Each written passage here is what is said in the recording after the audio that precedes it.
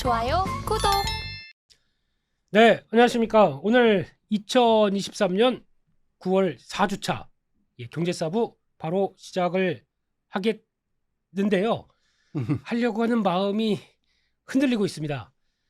시장이 이번 주 너무 안 좋다 보니까 시장을 보시는 우리 구독자분들, 그리고 또 경제사부를 열심히 찾아오신 분들 모두 다 이거 장이 어떻게 되는 거야 라고 고민이 많을 시점인데, 그런데 이럴 때는 딱 이분이 필요하십니다. 이분이 오셔서 혜성처럼 나타나서 2차 전지도 딱 자리 잡아주시고, 이렇게 저희가 투자 마인드가 흔들릴 때마다 걱정 마라, 어떤 큰 거성의 빛을 보여주시는 전문가님을 모셔야 되겠죠. 네, 옆에는 저희 윤석천 평론가님 모셨습니다. 안녕하십니까? 네, 안녕하십니까? 네. 예. 이거 저 뭐 너무 이 칭찬이 과하셔가지고 제가 어떻게 드릴 말씀이 없어요. 지금 예, 딱 필요하십니다. 지금 나오셔서 예. 뭔가 저희에게 큰 빛을 비춰주셔야 됩니다. 안 그러면 지금 흔들리는 2차 전지, 예. 이쪽에 대해서 저희가 어떤 구심점을 안고 갈 게 없습니다. 그러니까 딱 노리고 노렸다가 이때쯤이면 나오셔야 되겠지가 바로 투데이입니다. 그렇군요. 네, 잘 지내셨죠?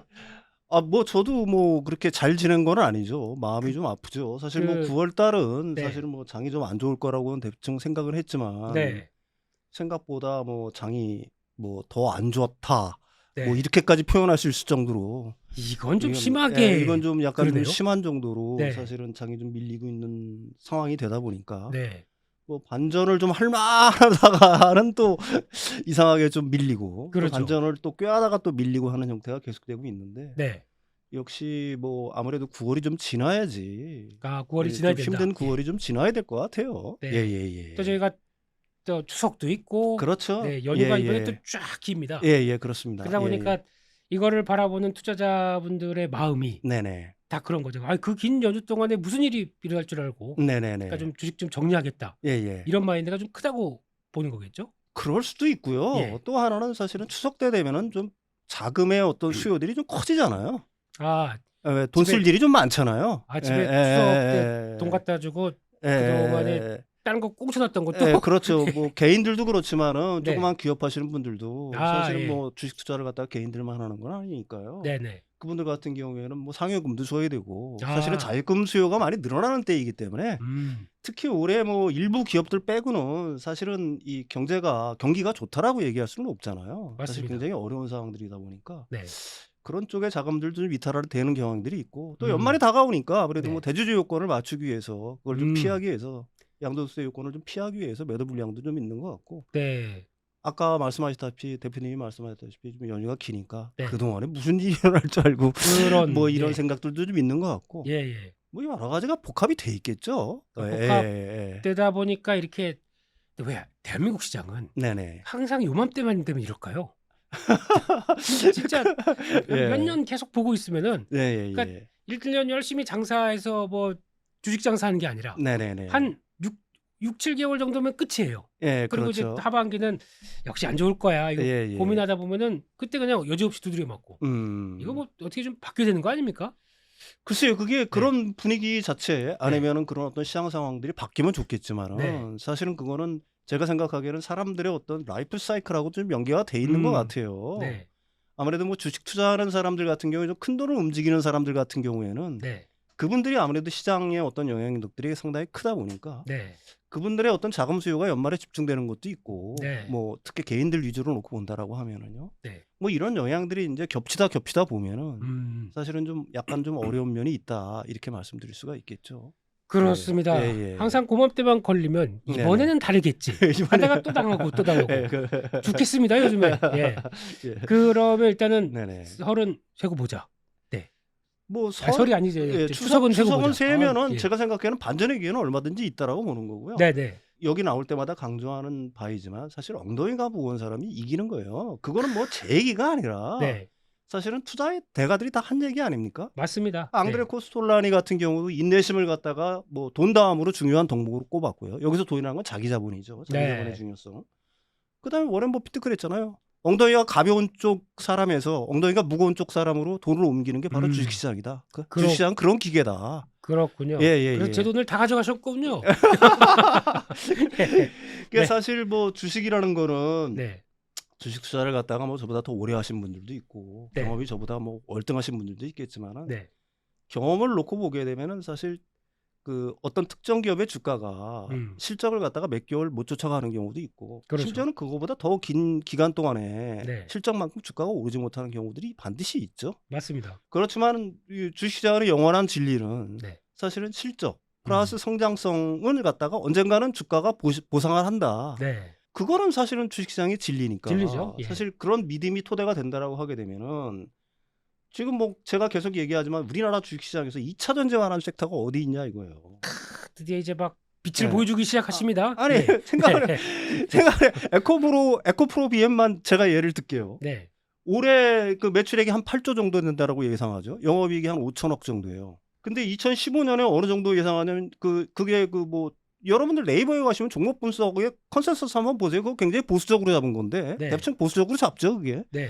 25년에 16조예요 매출이. 두 네. 배로 뜹니다. 네. 영업이 1.2조예요. 25년까지가 그래요. 네. 내가 왜 25년을 강조하냐면은 사실은 전기차가 진짜 폭발적으로 성장하는 전기차 침투율이 본격적으로 높아지는 시기를 갖다가 대부분의 사람들이 25년 정도로 보고 있는 겁니다. 맞습니다. 예. 아직까지는 시장이 초기 단계라는 얘기예요. 네. 침투율 자체가 생각을 해보십시오. 전기차 주변에 10명 중에 전기차 몰고 다니는 사람 몇 명이나 있어요. 없습니다. 제 주변은요. 견역에 물꼬를 틀라고 한다면은 사실은 10명 중에 한 4명 정도는 전기차를 몰고 다녀야 된다는 40% 얘기입니다. 정도? 40% 예, 정도 침투율이 그 정도는 돼야 된다는 거고. 네. 아직은 그러니까 초기 단계인단 말입니다. 초기 단계인데도 사실은 그 배터리 관련 회사들의 매출, 그다음에 영업이익 성장률이 폭발적으로 성장하는 단계에 있단 말입니다. 이게 그렇죠. 사실은 양극재 회사뿐만이 아니라 장비 회사들도 마찬가지고 그렇죠. 배터리 셀 회사들도 마찬가지고 네. 그다음에 리튬 회사들도 마찬가지예요. 마찬가지입니다. 똑같이 성장하는 겁니다. 근데 우리나라에 이렇게 고도로 성장하고 그다음에 중국을 제외한 북미 시장을 거의 장악하고 그다음에 유럽 시장도 장악할 가능성이 굉장히 높아지고 있죠. 뭐 그렇죠. 뒤에서 설명하겠지만 여러 가지 이유들 때문에 네. 세계에서 우리가 1등을 할 수 있는 기업군 네. 그런 기업군들이 포진해 있는 섹터가 과연 어디냐 이겁니다. 그렇죠. 그럼 지금 좀 흔들려요. 네. 흔들리고 있고 지금 8월 9월 계속해서 밀리고 있어요. 네. 그러면 진짜 돈이 있는 사람들이라고 한다면은 지금이 줍줍해야 될 단계가 아닌가 이렇게 생각을 해야 됩니다.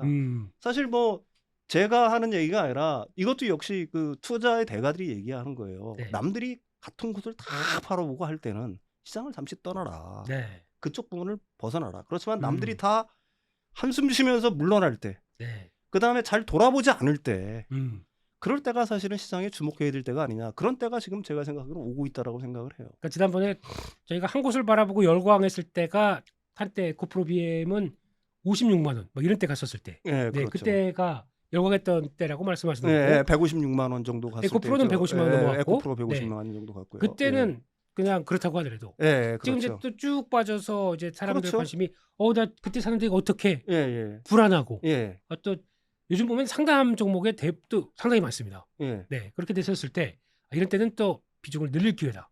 그렇죠. 지금 사실은 그 도대체 누가 팔고 있느냐, 누가 사고 있느냐를 갖다가 면밀히 분석을 해보면은 네. 리서치 회사를 갖다가 운영하고 계시니까 저보다 훨씬 더 잘 알겠지만 사실 개인들은 계속 팔았잖아요. 맞습니다. 예. 5월달부터인 걸줄 알고 있어요. 계속 한 네. 2조 원 정도를 팔았고 네. 그걸 누가 매수했어요? 외국인들이 샀어요. 그렇죠. 다. 예. 공매도도 많이 치고 있지만 뭐 네. 공매도를 갖다가 쇼 커버링을 치든지 뭐 했든지 간에 네. 사실은 개인들의 물량을 자체를 갖다가 외국인들이 지금 사고 있는 겁니다. 네. 그럼 이게 나중에 어떻게 될까를 한번 생각을 해보시라는 얘기죠. 네. 왜 사겠어요, 도대체 걔네들이? 살 게 없어서? 살 게 없어서 살 게 없어서 살지. 제가 얼마 전에 이제 사실은 얼마 좀 한 2주 됐나? 네. UBS가 어느 날 갑자기 공매도 세력으로 딱 짜라고 들어왔었잖아요. 네. 근데 그 며칠 있다가 UBS가 다시 에코프로 주식을 한 8만 주 샀잖아요. 네. 그게 두 가지 바로. 이유로 추정할 수가 있겠죠. 네. 크게 보면은 하나는 원래부터 얘네들이 안 갖고 있었어. 그러니까 공매도를 지금 이제 오버슈팅 기간이라고 오버슈팅 중이라고 생각을 하고 공매도를 쳐. 예. 그리고 내렸어. 예. 어느 정도 자기가 바라는 수준에 와서 샀을 가능성이 하나 있겠죠. 예. 원래는 두 번째 조금씩 사고 있었어. 네. 근데 이게 제각기 생기게 되는 오버슈팅 기간이야. 네. 그렇게 해칭 차원에서 공매도를 때렸어. 네. 그러다가 다시 이게 자기가 생각하는 어느 정도 수준까지 내려왔다라고 생각을 하니까 다시 정리를. 샀어. 예. 제가 이 어떤 단적인 예에서 드리고 싶은 말씀은 딱 하나예요. 네. 거대 세력들이, 큰 세력들이 사실은 이게 계속해서 내릴 거라고 생각하면은, 가망이 없다라고 생각하면 계속해서 숏을 쳤겠죠. 그렇겠죠? 뭐 네. 때문에 다시 샀겠어요. 음. 뭐 이런 행태는 얼마든지 반복이 될 수가 있는 거지만 네. 제가 생각하기에는 그래요. 2차 전지에 대해 공부를 하면 할수록 네. 저는 뭐 사실 지금도 열심히 뭐 2차 전지에 대해서는 공부를 하는 편입니다. 네. 사실 주식이 내려가면은 내가 올라갈 거라고 생각했던 주식들이 내려가면 불편하죠. 누구나 힘들고 답답하고 힘들고 예. 누구나 불편하지만 네. 그걸 갖다 이겨낼 수 있기 위해서 사실은 공부를 더 해야 되는 거예요. 네. 제가 이제 그걸 갖다가 뭐 거창하게 신념에 내자라고 했지만 네. 자기가 믿음을 갖지 않는 이상 그 어떤 기업이라든지 어떤 주식에 대해서 믿음을 갖지 않는 이상 네. 사실은 이런 파도, 어떻게 보게 되면 잔물결이라고 얘기할 수는 없죠. 지금의 뭐 불어닥치는 파도 같은 경우에는 네. 이런 파도에서 사실은 자기의 멘탈을 유지할 수 있는 힘이 있을까라는 의문을 가질 수밖에 없는 거고요. 그러기 위해서는 계속 공부를 해야 된다. 네, 그러기 위해서는 예. 공부를 해야 되는 거고 네. 아까도 말씀드렸듯이 워렌 버핏이 멋있는 말을 했잖아요. 엉덩이가 가벼운 네. 사람의 돈을, 엉덩이가 무거운 사람 쪽으로 돈을 옮기는 기계다, 주식시장은. 네. 뭐 그거는 항상 좀 생각을 해봐야 될 것 같아요. 알겠습니다. 예. 시장 얘기 좀 하려고 그랬는데 그냥 바로 직진하시는. 그리고 네. 어떻게 그렇게 내가 배웠어요? 2차 전지에 대해서 이렇게 네. 할 말이 많았었는데 이렇게 얘기를 해주시니까 예. 예, 당연히 그냥 직진해야죠. 그럼 요즘 보면은 진짜 2차 전지 쪽에서 악재 투성입니다. 예, 네. 그렇죠. 그래서 지금 가장 많이 나오는 게 3분기 때 들어오다 보니까 양극재 판가는 네. 떨어질 것이다. 예. 네, 그래서 이게 영향을 미친다. 그래서 지금 미국 시장에서도 보면은 대표 주자 중에 엘버마일이라고 있습니다. 네네네네. 리튬 제대로 정제하는 회사죠. 네. 네, 이쪽이 주가가 자리를 못 잡고 계속 또 밀리고 있어요. 네. 이런 분위기인데도 네네. 국내 이제 리튬 양극재 관련돼서 이 에코프로 BM이나 네네. 양극재 회사나 에코프로 같은 경우 네. 크게 영향을 안 받고 자생적으로도 올라갈 수 있을까요?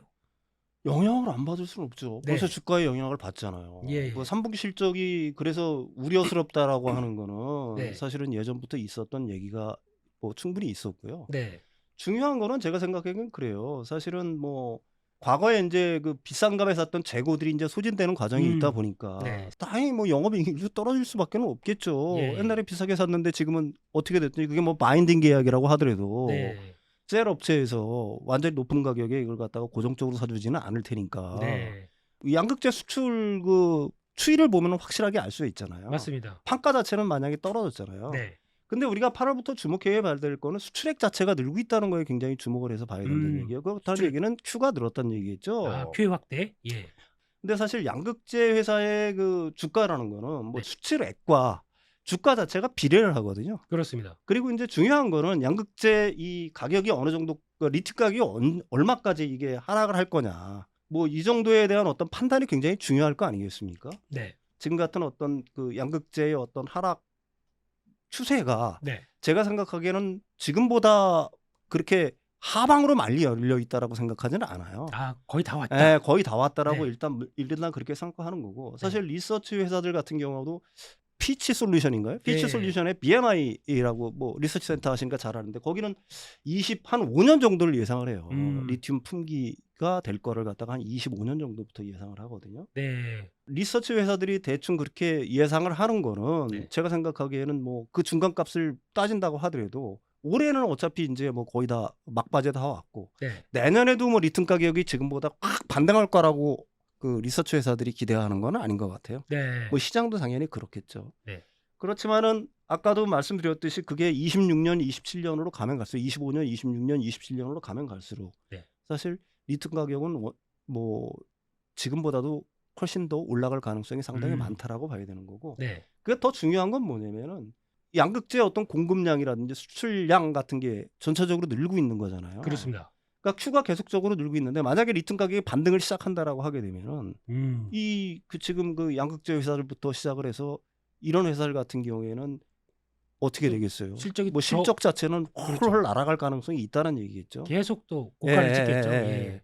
그래서 지금 이제 주식이 현재 시점에서 그럼 어떨 거냐라는 거는 제가 생각하기에는 하방보다는 상방이 그래도 열려 있는 게 아닌가 이런 생각을 합니다. 예. 네. 그렇습니다. 그래서 네네.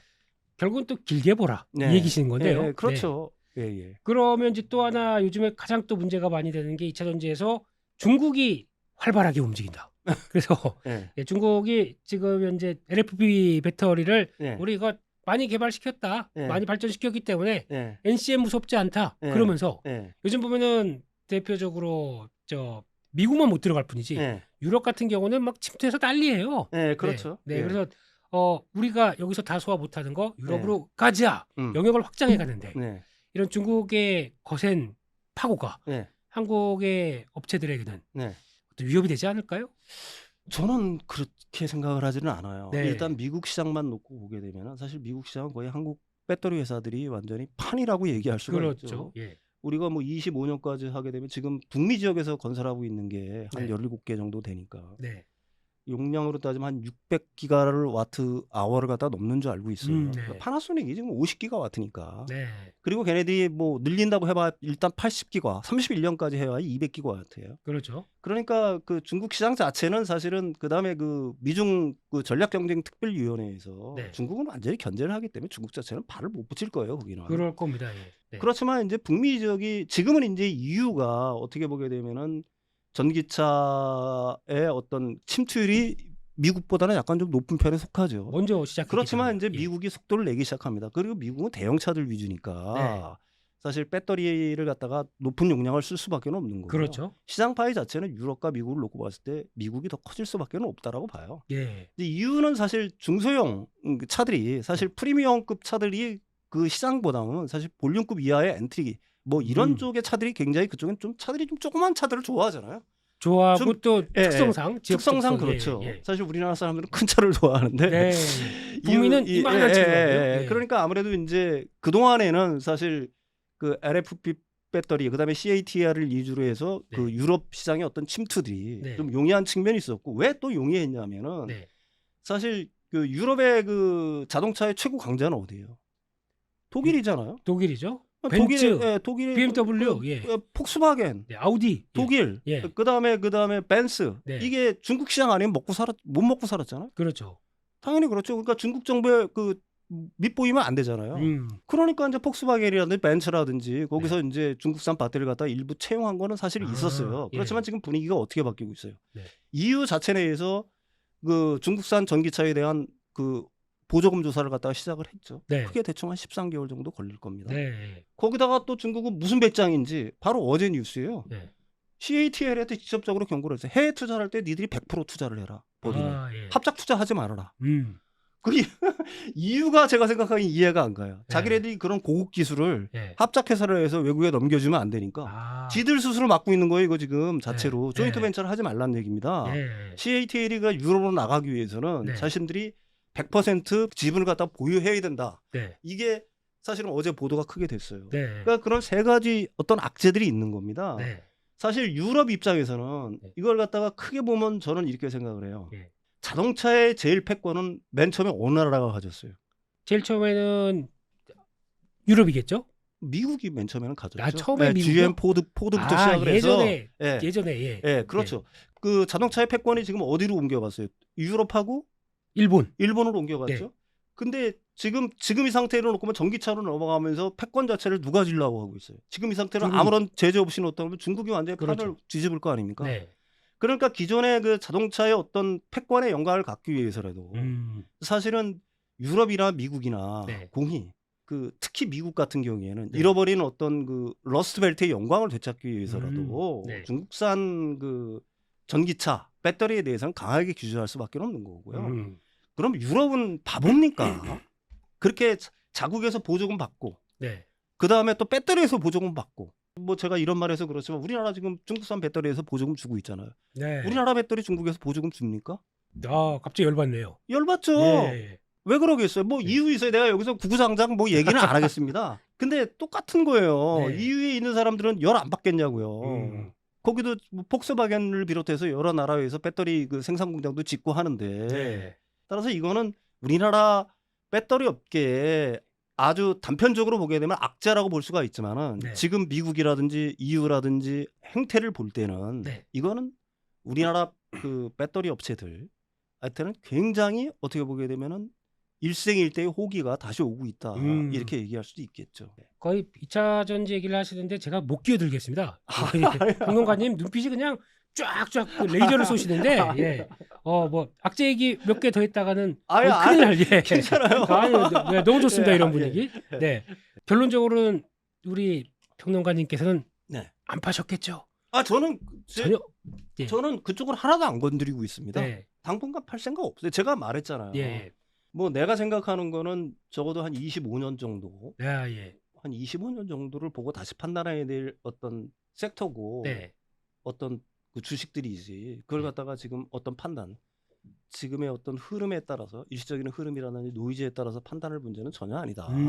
그리고 뭐 저 자신도 이렇게 흔들리고 하게 되면 아까도 말씀드렸듯이 끊임없이 흔들리는 건 맞죠. 네. 그렇지만 저는 제 나름대로 밸류에이션을 계속 해봅니다. 가장 내 입장에서의 밸류에이션이 아니라 내 네. 주관적인 밸류에이션이 아니라 제가 이제 가장 잘 이용하는 게 아까도 말씀드렸듯이 그 네이버의 종목 네. 분석의 컨센서스예요. 굉장히 보수적으로 잡은 거니까 네. 그걸 통해서 밸류에이션을 해보면 돼요. 음. 뭐 이 방법으로 해도 되고 EV의 에비타 방식으로 해도 되고 PEG 방식으로 해도 되고 네. 자기 나름대로 해보는 거예요. 뭐 성장만 하고 있으면 예, 성장만 하고 있으면 그리고 네. 성장 자체가 네. 사실은 아까 내가 에코프로 BM 얘기를 했지만은 네.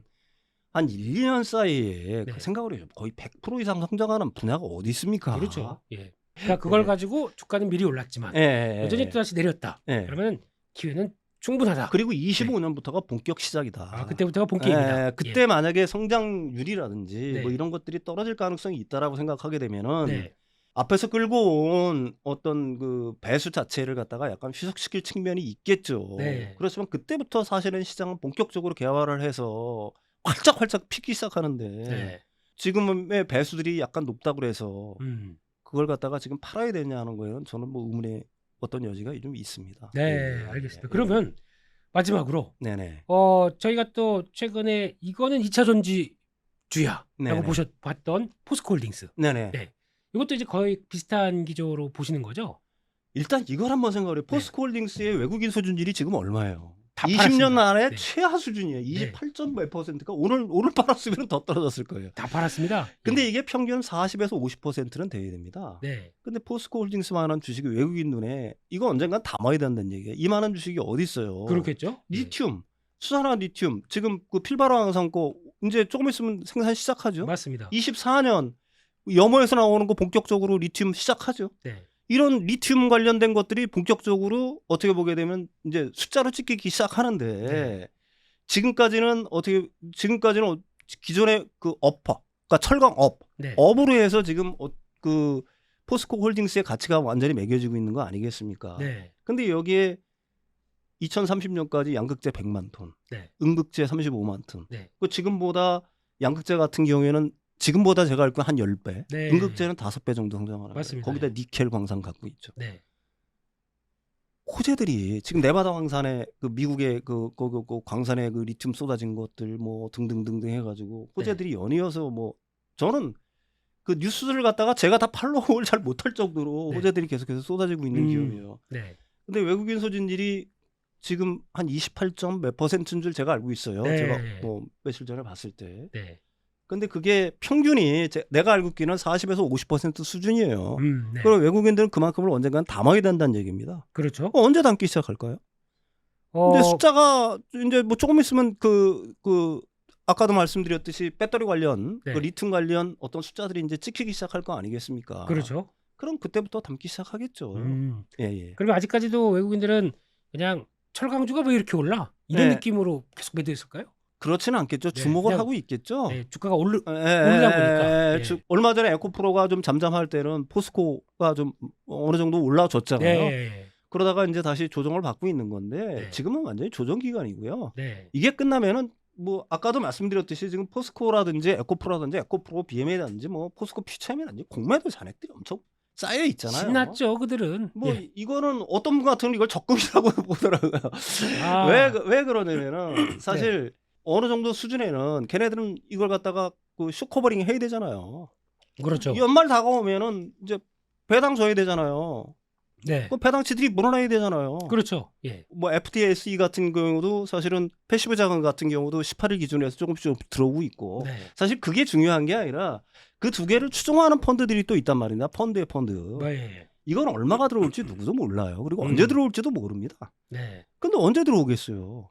아, 조정이 많이 받았다. 네. 그러면 그때부터 본격적으로 들어오기 시작하겠죠. 그럼 공매도 친 세력들이 이게 조금씩 올라가기 시작하면 다시 쫄릴 거란 얘기입니다. 그렇겠죠. 아, 네. 개인들이 쫄려서 일부가 파는 거랑 네. 공매도 지들은 무슨 뭐 강철 배짱이에요. 네. 주식이 주식이 조금씩 쭉 오르기 시작하게 되면 다시 쇼코링이 나오는 거, 쇼스퀴즈가 발생하게 돼 있는 거예요. 네. 근데 그때까지 과연 그 매수 세력들이 어느 정도 받쳐줄까라는 게 그걸 갖다 의문을 삼고 있는 분들이 있는데 네. 제가 생각하기에 이탈할 사람들은 일단 개인들로 봐서는 네. 이탈할 사람들은 그래도 상당히 이탈을 많이 벌써 다 한다라고 보는 했겠죠. 거죠. 벌써 예. 다 정리할 사람들은 웬만큼 정리를 했다라고 보는 거고요. 네. 그럼 그런 사람들 같은 경우에 거기서 이탈을 하면서 수익을 받던 사람들은 다시 어떻게 되겠냐 이 얘기예요. 그 사람들의 그 행동 패턴이 다시 노리고 있겠죠. 다시 노리고 있겠죠. 네. 그래서 주가가 좀 치기 시작한다라고 하면 그때부터 다시 들어오기 시작할 거란 얘기입니다. 네. 한번 맛을 봤는데 그렇죠. 그 맛을 갖다 쉽게 잊을 수가 있을까요? 그래서 주식시장은 계속해서 하는 얘기지만은 엉덩이가 무거운 사람들이 결국은 이기는 거다. 네. 그게 뭐 손빨리 이게 뭐 트레이딩하고 이런 사람들을 갖다가 제가 비판하거나 비난하려고 하는 이유는 절대로 아닙니다. 예. 오해하지는 마시고요. 예. 그 분들 같은 경우는 또 그분들만의 어떤 투자 철학이 있는 거고. 네. 아까도 얘기했지만 그런 분들 그렇게 해서 수익을 남긴 분들 같은 경우에는 다시 호시탐탐 기회를 엿보고 있을 거다. 그렇게 생각을 합니다. 알겠습니다. 예. 예. 이 정도까지 거의 뭐 그냥 쉬지 않고 쫙 예. 2차 전지에 대해서 거리낌 없는 어떤 비전을 보여주셔서 너무 감사합니다. 그래서 결론은 그거죠. 이렇게 조정 나올 때 쌀 때 사라. 이런 의미로. 네, 그렇습니다. 그리고 또 공부를 해보면은 여전히 성장하는 산업이 맞기 때문에 적어도 2025년까지는 보자. 라는 쪽으로 그냥 정리를 해보도록 하겠습니다. 2차 전지 화이팅. 네. 다음은 또 저희가 뺄래야 뺄 수 없는 또 반도체 얘기. 네. 또 2차 전지도 주춤한데 반도체도 가는 듯 하다가 그냥 다시 미끄러지고 지금 이 시점에서 반도체에 대한 업황들 우리 평론가님께서는 어떻게 바라보고 계십니까? 일단 결론부터 먼저 말씀드리면은 사실은 반도체가 업황이 이제 거의 바닥을 찍었다고 보는 사람들이 대다수죠. 저도 그 의견은 뭐 동의를 합니다. 사실 PC용 뭐 램 같은 경우에는 일단 좀 반등을 좀 약간 시작하는 것 같은데 일반 서버용, AI 서버용을 제외한 일반 서버용이라든지 모바일 수요 같은 건 아직도 재고가 좀 많은 줄 알고 있어요. 그렇죠. 예. 그러니까 재고 자체가 해소되는 시점을 갖다가 뭐 시장에서는 올해 말이나 내년 1분기 정도 보는데 좀 보수적으로 본다면 내년 1분기까지 보는 게 맞을 것 같아요.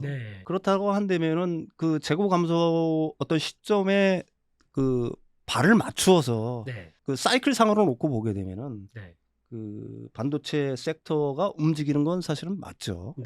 그렇지만은 이제 먼저 결론부터 말씀드릴게요. 우리들이 지금 21년, 22년도에 그 호황기에 어떤 영업 이익이라든지 아니면 매출액 자체가 회복되는 시점이 사실은 25년도 정도를 봐야 됩니다. 24, 25년 정도 돼야지 사실은 그 23년에 마이너스를 갖다가 다 딛고 사실은 그 정도 성장하는 기업 거예요. 실적 얘기를 자체를 놓고 그러니까 주가가 기업 실적에 비례한다는 걸 갖다가 원칙으로 대원칙으로 놓고 본다 그러면은 반도체 섹터가 실적 개선이 이루어져 올라가는 데는 분명히 한계가 있을 거라는 얘기를 제가 드리는 겁니다. 특히 그 지금 삼성전자나 SK 하이닉스 자체가 그 가령 뭐 일부에서 얘기하는 것처럼 실적 개선이 돼가지고 뭐 과거처럼 막 이렇게 확 이렇게 뛰고 하는 것들 사실은 그건 좀 무거운 주식들이기도 하고 그렇다라고 하게 되면 기회는 분명히 제가 생각하기에는 소부장에 여전히 있다라고는 봐요.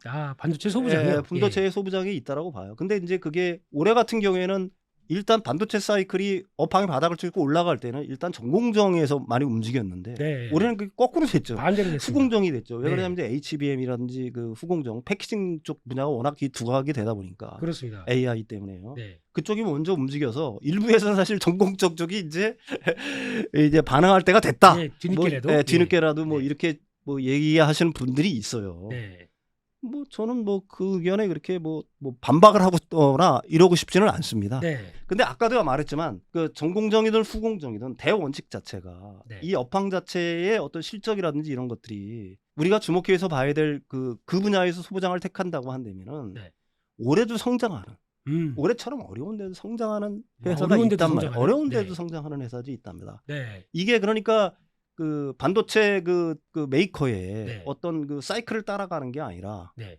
거기에서 독립적으로 음. 그게 힘들지만 지금도 올해도 매출도 늘고 영업 실적도 늘고 하는 회사가 있다는 얘기예요. 그렇죠. 예. 그럼 그런 회사에 당연히 주목을 해야지. 네. 뭐 내년, 내후년 뭐 열심히 했어. 네. 근데 그게 21년, 22년 정도 수준이야. 네. 이러면 주가는 사실은 뭐 성장이 21년, 없다. 22년 정도 수준까지밖에는 그 제가 생각하기에는 상방 자체가 네. 그렇게 확 열려 있다라고 보기에는 문제가 있다는 얘기예요. 아. 근데 뭐 제가 뭐 몇 개월 전에 말씀드렸을 거예요. 그런 네. 회사들 같은 경우에는 지금 그 전방 회사들이 어렵지만 네. 올해도 영업 실적이 좋고 매출액도 늘어나요. 네. 그리고 앞으로 더 늘어날 가능성이 있어. 뭐 제가 생각하기에는 그런 회사들을 갖다가 장기적으로 놓고 보는 게 사실은 그 골라내는 게 바로 공부니까요. 그렇죠, 그렇죠. 그렇다고 봅니다. 이렇게 보시면은 일단 최근에 일단 동향을 보게 되면 네네네. 지금 뭐 삼성전자, SK하이닉스 이번에 8월달 넘어오면서부터 업황 뭐 바닥 찍었다라고 네네네. 하면서 지금 이번 주에 본 제가 증권사 리포트만 하더라도 네네네. 7개인가 8개를 쭉 봤는데 네. 다 다 매수. 좋다고. 다 좋다고. 다 매수. 다 예. 매수. 지금 아니면 못 사. 예. 지금 아니면 못 산다. 그리고 거기다가 뭐 지금이 적극 매수의 기회 뭐 이런 것만 일색입니다. 제가 반도체를 보면서 가장 불안한 게 그거예요. 왜 또 거기다가 지난번에서 턴할 때는 가만히 있다가 이제 와서 이제 또 이런 얘기를 막 하게 되면서 그러면 이거를 어떻게 믿어도 됩니까? 그냥 지금 아니면 기회가 없는 겁니까? 지금 당장 살까요? 나는 안 사요. 왜 그러냐면 아까도 말씀드렸듯이 그 반도체 섹터가 구조적으로 성장하는 주의면은 분명합니다. 분명하지만은 21년, 22년 실적을 갖다가 23년 고생한 게 24년, 25년 정도 돼야 그걸 간신히 회복하는 정도예요. 그렇다고 하게 되면은 이론상 따져서 주가가 과거의 어떤 진폭망을 갖다가 넘어서 갈 수 있느냐. 그것도 향후 2년 정도에 그 정도 수익률을 바라고 글쎄요. 그 좀 안정적인 투자를 하시는 분들이라거나 아니면 큰 돈을 갖다가 뭐 여유자금으로 뭐 배당이나 좀 받고 뭐 하겠다라고 하시는 분들 같은 경우에는 그런 선택이 가능하다고 보고 그 펀드로 움직이거나 기관 투자자 입장 같으면은 뭐 담을 수밖에 없겠죠. 자기들 비중이 있으니까. 그렇죠. 시장에 비중이 있으니까. 그렇지만 개인들이 과연 그걸 투자를 해서 글쎄요. 그 얼마나 수익을 낼 수 있을지는 뭐 제가 생각하기에는 좀 의문입니다. 지금 보시는 거는 바닥을 찍었다고 하더라도 수익률 자체가 그렇죠. 생각하는 것보다 그렇게 크지 않을 수 있다. 제가 생각하기에는 크지 않을 수가 있다라는 얘기죠. 그리고 여러 가지 확인해야 될 것들이 아직도 여전히 많이 남아 있다라고 보는 겁니다. 그러면 지금까지 결론을 살짝 제가 나름대로 내보게 되면 2차 전지 반도체, 2차 전지를 사시겠다. 이런 쪽으로. 저는 저 숫자를 실적 지키는 걸 좋아해요. 당장 눈에 보이는 실적들이 있는데 그다음에 수주 잔고들이 우리나라 그 배터리 단에서 그 갖고 있는 수주 잔고들이 당장 있는데 그렇죠. 그게 장비 업체들 조그만 장비 업체들 같이 몇천억 정도의 어떤 수주 잔고를 갖고 있고 큰 장비 회사는 1조 이상의 어떤 수주 잔고를 분명히 갖고 있는데 생각을 해주십시오. 그다음에 양극재 회사들 같은 경우에는 뭐 100조 이상의 어떤 수주 잔고를 이미 갖고 있는데 도대체 왜 그 회사를 안 하고 뭐 실적 개선이 이루어진다고는 하지만 그 실적 개선을 갖다가 원래 정도의 어떤 실적까지 회복하는데 앞으로 한 최소한 1년 내지 한 2년 정도 걸릴 섹터에 그런 투자를 할까라는 건 의문의 여지가 좀 있어요. 그렇군요. 그렇습니다. 그래서 지금 사이클도 이제 고려를 하겠지만 수익률을 생각하게 되면 숫자를 훨씬 더 크게 보여주고 있는 그쪽 2차 전지 쪽이 낫다라고 지금 생각을 하시는 거고요. 저는 뭐 제가 그 공부에 본부하면 그렇게 판단을 하는 거고요. 사이클이 이제 바뀌고 있으면서 실적 개선이 이루어지니까 주가는 움직일 수밖에 없겠죠. 그러니까 그게 뭐 단기 트레이딩을 하든지 아니면은 자기가 한 2년 정도를 보고서 어느 정도의 어떤 수익률을 바라보고 자기가 목표한 수익률은 다 다를 테니까요. 그렇죠. 뭐 그래서 내가 반도체주를 하겠다. 내가 반도체주는 잘 안다. 그러면 투자하시셔야죠. 그러니까 성향도 생각해 보시죠. 알겠습니다. 그렇게 보시면 될 것 같은데 그럼 아까 잠깐 얘기하셨던 지금 또 그런 얘기도 있습니다. 지금 원래는 업황이 이제 수요단의 변화가 상당히 늦기 때문에 뭐 지금 뭐 말씀하셨던 모바일이나 PC나 이런 것들 늦기 때문에 생각했던 것보다 지금 디램업 업황, 메모리 반도체 업황들이 더 늦을 수 있다라고 네네. 보여지는데 네. 그를 이번에 AI가 네네. HBM을 통해서 네. 어느 정도 끌어올린 부분들이 있어서 네네. 이게 메모리 반도체 업황을 좀 더 빠르고 강하게 끌어올릴 것이다. 네. 이렇게 분석하는 쪽도 많습니다. AI 붐이 불기 시작하면서 네. 사실은 이제 뭐 특히 서버용 AI 서버용으로 해서 이제 HBM 수요가 굉장히 늘어났고 네. 앞으로도 늘어나겠죠. 그렇습니다. 그렇지만은 그게 그 지금 SK 하이닉스가 HBM 그 전체 물량에서 네. HBM 쪽으로 나가는 물량이 과연 얼마나 될까라는 네. 거 갖다 여러분들이 좀 볼 필요가 있으실 것 같고요. 네. 앞으로 더 늘어나는데. 예, 앞으로 더 늘어나게 되면 뭐 그쪽 부분은 성장을 하겠죠. 예, 예. 그렇지만은 그게 HBM 수요가 늘어나는 만큼 사실은 기존의 어떤 그 D램 분야에서도 네. 사실은 그만큼의 포지션이 확 늘어나줘야 되는데 그게 뭐 일종의 이제 치킨 게임 마냥 HBM 수요가 늘어나는데 D램 수요는 준다. 네. 뭐 DDR5라든지 뭐 이런 쪽의 수요는 뭐 좀 줄어든다라고 하게 되면은 네. 사실은 그게 그 전체적인 매출을 끌어올리고 뭐 이런 데는 좀 영향이 뭐 좀 있을 수밖에 없을 거고요. 아무래도 네. 그렇지만 HBM에 대한 어떤 수요가 늘어나고 그게 많이 팔리면 팔릴수록 사실은 영업이익은 조금씩 개선이 될 테니까. 그렇죠. 그게 뭐 기존에 뭐 D램보다는 영업이익이 훨씬 높을 테니까요. 네. 그런 측면에서는 좀 긍정적인 측면이 좀 있다라고 봐야 되겠죠. 네. 그렇지만 인공지능에 대한 어떤 인공지능 서버라든지 뭐 이런 쪽의 어떤 수요들이 앞으로 계속해서 이 폭발적으로 네. 늘어날까라는 거에 대해서는 뭐 늘어나기는 늘어나겠죠. 네. 그렇지만 그게 사실은 그 인공지능으로 인한 어떤 고사양 그 반도체 수요가 늘어나려고 하게 되면은 네. 인공지능 분야가 사실은 그런 쪽 분야뿐만 아니라 사실은 다른 쪽 분야로도 파급이 돼야 되는데 사실은 그렇게 파급이 되려고 하게 되면은 지금 인공지능을 차용을 해서 가령 그 실제로 어떤 서비스를 제공하는 회사들의 어떤 실적이 찍히기 시작해야 될 거 아니에요. 그렇죠. 그때까지는 제가 생각하기에는 지연 효과가 있을 거란 얘기죠. 본격적으로 늘어나기에는. 네. 그러니까 사실은 어떤 제품이든지 수요 자체가 맨 처음엔 좀 기존의 0에서 시작하니까 네. 사실은 성장률 자체가 굉장히 높을 수밖에 없죠. 네. 그렇지만 그게 이제 일정 수준에 도달하게 되면은 사실 좀 주춤주춤했다가 그리고 다시 폭발적으로 성장하는 단계가 있거든요. 네. 그러니까 지금은 이미 지금 인공지능 지금 그 반도체 분야가 아니라 인공지능 분야에서 네. 가령 뭐 엔비디아 같은 경우에는 제가 생각하기에는 그런 어떤 수요들을 갖다가 이미 다 흡수했다고 저는 개인적으로 봅니다. 이미 흡수했다. 흡수했다. 예. 그래서 이제 주춤주춤하는 단계를 갖다가 그걸 지나야지만 다시 그 수요 자체가 늘어날 거다. 네. 그런 수요들이 늘어나기 시작하면은 HBM의 수요는 앞으로 장기적으로 늘어날 수밖에 없겠죠. 그렇죠. 그건 뭐 당연한 귀결인데 네. 그렇지만 중간에 어떤 수요의 어떤 정체기가 반드시 있다는 얘기입니다. 네. 모든 것들이. 네. 사실 그게 어떤 첨단 기술 분야에서는 뭐 저는 그렇게 생각을 하거든요. 네.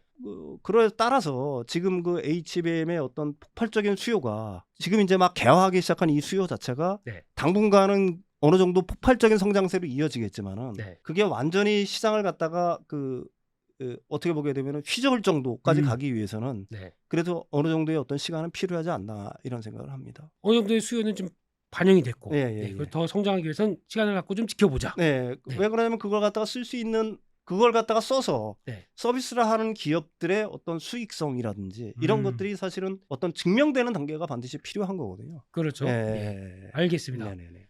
그러면 조금 좀 시간이 걸릴 수 있겠다. 이런 쪽으로 보시는 것 같고요. 그렇게 되면 마지막으로 반도체 쪽에서는 아까 소부장 얘기 잠깐 하셨는데 만약에 또 평론가님이시라면은 지금 시점에서 뭐 후공정 얘기도 하셨고 전공정 얘기도 하셨습니다. 그리고 또 뭐 소재 부품도 있을 거고 이런 쪽에서 만약에 투자하신다면 어느 쪽으로 보시겠습니까? 전공정, 후공정에 다 쓰이고 지금 막 쓰이기 시작해서 분야가 확산되고 있고요. 메모리뿐만이 아니라 메모리 양산 쪽에도 쓰이고 있고 시스템 반도체에도 쓰이고 있는 거. 그런 기술을 가진 기업들. 그러니까 기술적 어떤 해자를 갖고 있는 장벽을 갖고 있는 기업들. 그러니까 기술적 어떤 허들이 높다라고 얘기할 수가 있겠죠. 그런 기업이 있어요. 하나만 알려주시면 하나 두 개 아니면 세 개. 저번에 그 H자 들어가는 회사 얘기해줬잖아요. 어닐링 회사. 한번 살펴보시라는 얘기입니다. 다른 회사를 올해 매출이 전공정, 후공정 업체들 다 매출 줄고 있는데 올해 보세요. 올해도 매출 늘고 있고 영업이익이 늘고 있고 내년은 더 늘고 영업이익률이 얼마고. 이 회사가 왜 성장하겠어요? 그러네요. 성장폭 상당히 크네요. 예. 예. 뭐 이런 기업은 네. 제가 생각하기에는 포트에 담아서 예. 놓고 보면은 제가 생각하기에는 2차전지 못지 않을 거라고 저는 봅니다. 네. 그 장기적으로 정도로 놓고 보면. 강력한 기술력 갖고 있고. 예. 알겠습니다. 예. 두 개는 안 여쭙겠습니다. 예. 워낙 더 종목은 잘 안 푸시려고 하는 그런 알겠습니다. HPSP도 관심 있게 보자. 이 정도로 해서 일단 반도체까지 해서 시장 흐름들과 함께 살펴봤습니다. 네. 다음으로는요. 저희가 좀 봐야 될 게 요즘에 이제 이번 주에서 또 이슈 중에 하나가 두산 로보틱스. 예. 두산 로보틱스가 이제 IPO가 들어옵니다. 그러다 보니까 지금 저희 시장에서 오늘부터 관심이 받고 있죠, 청약을? 그렇습니다. 그래서 목요일, 금요일 이렇게 받고 있는 것 같은데 그런 쪽에서 두산 로보틱스 관련돼서 일단은 평론가님께서는 청약하시겠습니까, 안 하시겠습니까? 안 해요. 그 잔돈푼 뭐 이런 넣어주세요. 뭐 그런 의미. 킵 더 체인지. 네. 뭐 특별히 뭐 마음에 안 드시는 이유가 아니, 마음에 안 드는 건 네. 전혀 없습니다. 저는 근데 숫자가 안 찍히는 거 좋아하지 않아요. 이게 지금 우리나라 대기업들이 다 로봇 사업에 진출을 하고 있죠. 삼성, LG, 그다음에 HD 현대, 그다음에 현대차, 한화, 하나도 알고 그다음에 두산도 하고 있고요. 뭐 두산 로보틱스 같은 경우에는 좋은 회사죠. 세계에서 한 4위 정도 한다고 해요. 근데 좋은 회사인데 지난해 매출 뭐 한 400. 아직까지는 찍히는 거 없습니다. 했죠. 적자고요. 그다음에 올해 한 600억 정도 한다고 그래요. 그러니까 26년 돼야지 영업 적자 뭐 탈피한다고 합니다. 다른 이제 그 비교 대상 그 로봇 회사랑 비교하면은 두산 로보틱스가 제일 좋죠. 다른 회사랑? 다른 회사. 지금 다른 로봇 회사랑? 지금 시총이 제일 큰 회사. 무지개 관련돼서. 지금 그 두산 로보틱스가 지금 올해 이제 그 만약에 상장을 하게 되면 1조 7천억 원 정도가 되는 줄 알고 있어요. 뭐 26,000원에? 레인보우 로보틱스 한 3조 4천억. 3조가 넘어 이제 3조 3천억대. 3조 3천억. 그 2배 정도 되죠. 근데 매출액을 놓고 보게 되면은 지난해 두산 로보틱스가 한 450억. 레인보우 로보틱스가 한 130억 정도 했나요? 지금 136억. 136억 정도 했죠. 올해 한 상반기까지 한 600억. 그다음에 레인보우 로보틱스가 200 몇십억 정도 예상을 하고 있는 줄 알고 있어요. 시총 규모로 보나, 영업 매출액으로 보나, 영업 적자의 어떤 이익 전환 시기로 보나, 뭐 어떤 기업이 더 우수할까라는 거는 판단을. 그렇지만 아까도 얘기했지만 이 매출 참 소박하잖아요. 그렇죠. 장기적으로 이게 그 구조적으로 성장할 분야는 저는 의심의 여지는 분명히 없다라고 생각을 합니다. 당장 보여주는 게 앞으로 성장을 없다. 하겠죠.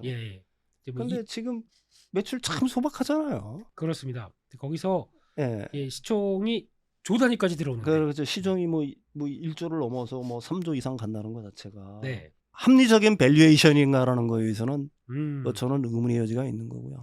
그럼 이 회사들은 도대체 몇 년을 땡겨온 거냐? 이런 의문이 들 수밖에 없어요. 지금 가만 보니까 질문을 더 오래 하면 안 되겠다는 생각도 들고 있고요. 아니야. 그런데 이제 로봇 중에서도 제가 생각하기에는 이런 어떤 로봇을 만드는 회사들보다는 사실은 그 소재 부품 장비 회사들 중에 주목해야 될 회사들이 분명히 있어요.